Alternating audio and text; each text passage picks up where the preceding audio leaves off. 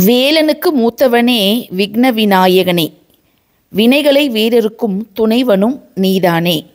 மனித கணங்களுக்கும் தேவகணங்களுக்கும் அதிபதியாக இருக்கக்கூடியதால் தான் இவரை நாம் கணபதி அப்படின்னு நம்ம அழைக்கிறோம். இந்த கணபதியை இந்த தை மாதத்தில் வரக்கூடிய சங்கடஹர சதுர்த்தி நாளில் எவ்வாறு நாம் நம் வீடுகளில் எளிமையாக வழிபாடு செய்வது அப்படிங்கிறது தான் இந்த பதிவில் நம்ம பார்க்க போகிறோம். நாளைய தினம் தை மாதத்தோட முதல் வெள்ளிக்கிழமைங்க, 17/1/2025. இதோடு சேர்த்து சங்கடஹர சதுர்த்தியும் வருகிறது. சங்கடங்கள், துன்பங்கள், துயரங்கள், கஷ்டங்கள் இவற்றை அனைத்தையும் தீர்க்கக்கூடிய, முழுவதுமாக அழிக்கக்கூடிய ஒரு தினம்தான் இந்த சங்கடஹர சதுர்த்தி. உங்களுக்கு தெரிந்தவர்கள் யார் ஒருத்தவங்க சங்கடஹர சதுர்த்தி விரதத்தை மாதம் மாதம் தவறாமல் கடைபிடித்து வருகிறார்களோ அவங்களுடைய வாழ்க்கை நிச்சயமாக முன்னேற்ற பாதையில் தான் செல்லும். நீங்கள் வேணால் யாரையாவது கம்பேர் பண்ணி பாருங்கள். அவங்களுடைய வாழ்க்கையில் படிப்படியாக அவர்கள் முன்னேற்ற பாதையில் செல்வதை நீங்களே கண்கூடாக காணலாம். யாருக்கெல்லாம் வாய்ப்பு இருக்குதோ நாளைய தினம் நீங்கள் விரதம் இருந்து மாலை நேரத்தில் அருகில் இருக்கக்கூடிய பிள்ளையார் கோவிலுக்கு சென்று அங்கு நடக்கக்கூடிய அபிஷேக ஆராதனைகளில் பங்கேற்று அதற்கப்புறம் உங்களுடைய விரதத்தை முடிக்கலாம். அப்படி இல்லாதவங்க சின்ன சின்ன எளிய வழிபாடுகள் நாளை நம் வீட்டில் செய்வதன் மூலம் நிச்சயமாக நம்முடைய வாழ்க்கையில் நாம் முன்னேற்ற பாதையை அடையலாம். இப்போ நம்ம பார்க்க போகிற ஒரு சின்ன வழிபாடு கடன் பிரச்சனையை முழுவதுமாக முற்றிலுமாக தீர்க்கக்கூடிய ஒரு வழிபாடு. ஏன்னா இது தை மாதம் அப்படிங்கிறது உத்தராயண காலத்தோட தொடக்கம். தை மாதத்தில் நம்ம என்ன செய்தாலும் அது நல்ல பலன்களை நமக்கு பெற்றுத்தரும். ஸோ நாளைக்கு மாலை 6 மணிக்கு மேலே, பொதுவாகவே இந்த சங்கடஹர சதுர்த்தி வழிபாடுகள் எல்லாமே மாலை 6 மணிக்கு மேலே, 6:30 மணி 7 மணி போல் தான் செய்வாங்க. அதனால் உங்கள் வீட்லேயும் நீங்கள் செய்வது அப்படிங்கிறது நல்லது. பூஜை சாமான்கள்லாம் நம்ம நாளைக்கு சுத்தம் பண்ணியிருப்போம். அதை மாதிரி நம்மளுடைய பூஜை அறையையும் தொடச்சி அழகாக கோலம்லாம் போட்டு வச்சுருப்போம். நாளைக்கு நம்ம செய்யக்கூடிய இந்த எளிய வழிபாட்டின் மூலம் நாம் 2 கரங்களால் பெற்ற அந்த கடன் சுமையை 4 கரங்களுடன் கூடிய விநாயக பெருமான் அதை தீர்த்து வைப்பார். அதனால் பதிவுக்கு போகிறதுக்கு முன்னாடி எல்லாருமே ஒரு லைக் கொடுத்துட்டு பதிவை தொடர்ந்து பாருங்கள். இந்த பதிவை உங்களுடைய உள்மனது பார்த்துட்டு இதை நீங்கள் செஞ்சு பார்க்கலாம் அப்படின்னு உங்களுக்கு ஒரு எண்ணம் தோன்றினால் மட்டும் இதை நீங்கள் நாளைய தினம் மாலை 6 மணிக்கு மேலே செஞ்சு பாருங்கள். நம்பிக்கை இல்லாமல் நீங்கள் செய்யக்கூடிய விஷயம் உங்களுக்கு பாதி அளவு கூட பலன்களை தராது. அதனால் நீங்கள் இதை செய்ய வேண்டாம். யாரெல்லாம் செய்யணும்னு நினைக்கிறீங்களோ முழு நம்பிக்கையோட விநாயகரை மனதில் நினைத்து இந்த ஒரு எளிய வழிபாட்டை நாளைக்கு நீங்கள் செய்யுங்க. இந்த வழிபாட்டிற்கு மிக முக்கியமான ஒரு பொருள் என்ன அப்படின்னு பார்த்தீங்கன்னா மனை தாங்க. இதை மாதிரி மனை நமக்கு தேவை. நம்ம வீட்டில் நிறைய பூஜைகள் இந்த மனையை வச்சு நான் செஞ்சதால் அதில் நிறைய எழுத்துகள் சின்னங்கள்லாம் தெரியுது. நம்ம வாஷ் பண்ணிவிட்டு நம்ம அதை எடுத்துக்கலாம். இந்த மாதிரி மனை இருந்தால் ரொம்ப நல்லது. அப்படி இல்லைன்னா நீங்கள் உங்கள் பூஜை அறையில் இருக்கக்கூடிய தரையை நல்லா தொடச்சிட்டு நீங்கள் அதிலே இப்போ நம்ம சொல்லக்கூடிய வழிபாட்டை நீங்கள் செய்யலாம். அப்படி இல்லைன்னா நிறைய பேர் ஸ்கொயர் ஷேப்பில் இந்த கடப்பாக்கல், கருப்பு நிற டைல்ஸ்லாம் வச்சுருப்பீங்க. அதை மாதிரி இருந்துச்சுன்னா நீங்கள் அதை கூட சுத்தம் பண்ணிவிட்டு இந்த பூஜையை நீங்கள் தாராளமாக செய்யலாங்க.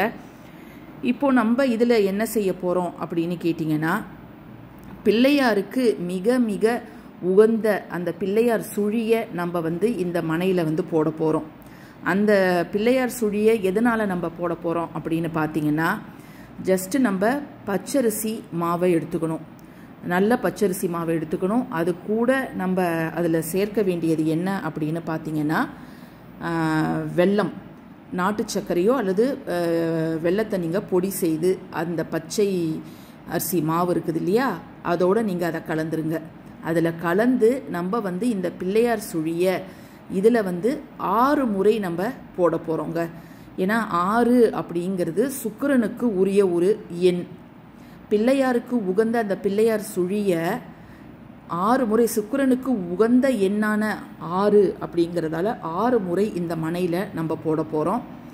இதை நீங்கள் உங்கள் பூஜை அறையில் கஜலட்சுமி விளக்கோ காமாட்சி அம்மன் விளக்கோ எரிஞ்சிச்சுனாலும் பரவாயில்ல. நீங்கள் விநாயகர்கிட்ட ஒரு நெய் விளக்கு ஏற்றி வச்சுட்டு இதை நீங்கள் செய்யுங்க. அதை மாதிரி அகர்பத்தியோ அல்லது சாம்பிராணி தூபமோ நீங்கள் போட்டுக்கலாங்க.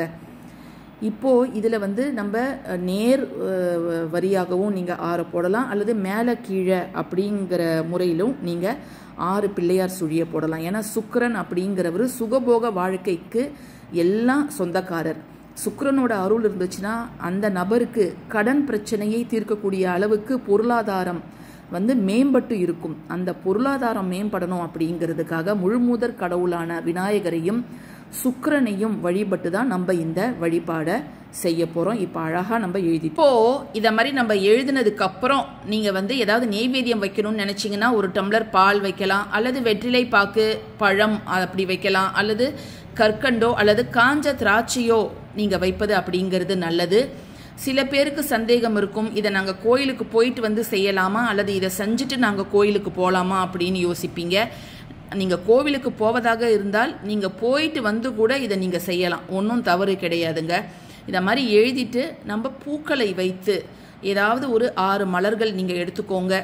ஒவ்வொரு மலரையும் ஒவ்வொரு பிள்ளையார் சுழி போட்டிருக்கோம் இல்லையா, அதற்கு கீழே நீங்கள் வைக்கணும். ஒவ்வொரு முறை நீங்கள் மலர் வைக்கும் பொழுதும் சொல்ல வேண்டிய கடனை தீர்ப்பதற்கு மிக மிக சக்தி வாய்ந்த ஒரு வரி மந்திரம் என்ன அப்படின்னு பார்த்தீங்கன்னா, ஓம் ருணஹர கணபதியே போற்றி, ஓம் ருணஹர கணபதியே போற்றி, ஓம் ருணஹர கணபதியே போற்றி, ஓம் ருணஹர கணபதியே போற்றி, ஓம் ருணஹர கணபதியே போற்றி, ஓம் ருணஹர கணபதியே போற்றி. ருண அப்படின்னா கடன், ஹரனா அழிப்பது. ஸோ அந்த ருணத்தை அழிக்கக்கூடிய கணபதியை நாம் போற்றி வணங்குகிறோம் அப்படின்னு சொல்லிட்டு நம்ம இதை செய்யணும். நீங்கள் கோவிலுக்கு போவதாக இருந்தால் மறக்காமல் நீங்கள் அருகம்புல் வந்து வாங்கிட்டு போய் நீங்கள் பிள்ளையாருக்கு கொடுங்க. அந்த அருகம்புல்ல அவங்க வந்து பிரசாதமாக தரும் பட்சத்தில் அதை வந்து உங்களுடைய பணப்பெட்டியில் நீங்கள் வைப்பது அப்படிங்கிறது ரொம்ப ரொம்ப நல்லதுங்க.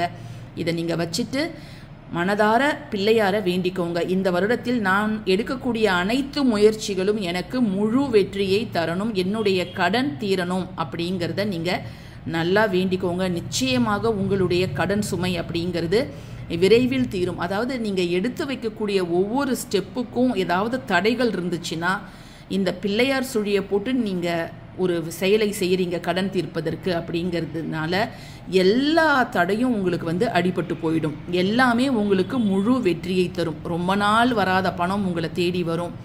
அதே மாதிரி ரொம்ப நாள் உங்ககிட்ட நகை வாங்கினவங்க தேடி வந்து தருவாங்க. அந்த கடனை தீர்ப்பதற்கு ஏதாவது ஒரு வழி நிச்சயமாக உங்களுக்கு பிறந்தே தீருங்க.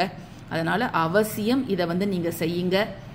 நிறைய பேர் நாளைய தினம் வந்து தை வெள்ளி அப்படிங்கிறதால சுக்கிரஹோரையில் இதை நாங்கள் செய்யலாமா அப்படின்னு கேட்டிங்கன்னா தாராளமாக சுக்கிரஹோரையிலையும் நீங்கள் செய்யலாம். அதாவது இரவு வரக்கூடிய 8 to 9 சுக்கிரஹோரையிலையும் நீங்கள் செய்யலாம். உங்கள் வீட்டில் விநாயகர் சிலை சின்னதாக பஞ்சலோகத்திலேயோ பித்தளையிலையோ இருந்துச்சுன்னா தவறாமல் நாளைக்கு அதற்கு அபிஷேக ஆராதனைகள் நீங்கள் செய்யுங்க. குறைந்தது 5 பொருளையாவது நம்ம அபிஷேகம் நிச்சயமாக செய்யணும்.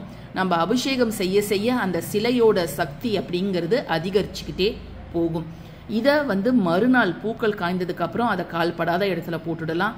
இந்த மாவை வந்து நம்ம எடுத்து எறும்புகளுக்கு உணவாக நம்முடைய நிலைவாசலுக்கு வெளியில் வந்து நம்ம வச்சிடலாம். சின்ன சின்ன எறும்புகள், அந்த பிள்ளையார் எறும்புன்னு சொல்லுவோம் இல்லையா, கருப்பெரும்பு, அதெல்லாம் வந்து இதை சாப்பிட்டாலே நமக்கு பிள்ளையாரோட அருள் பரிபூர்ணமாக கிடைச்ச மாதிரி ஆயிடுங்க.